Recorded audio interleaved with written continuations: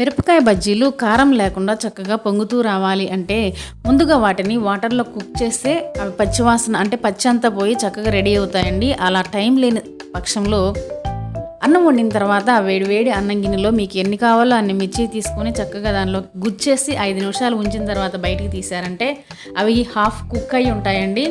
ఇప్పుడు వీటిని last ఎడ్జెస్కి cut చేసేసి మళ్ళీ మధ్యలో నిలువుగా చీల్చిన తర్వాత ఆ లోపల ఉన్నటువంటి గింజలన్నిటినీ తీసేయండి. గింజలు ఈజీగా రావడానికి కూడా ఈ టిప్ హెల్ప్ అవుతుంది. సన్నగా అంటే ఎడ్జ్ కట్ చేస్తే గింజలు ఈజీగా వస్తాయి.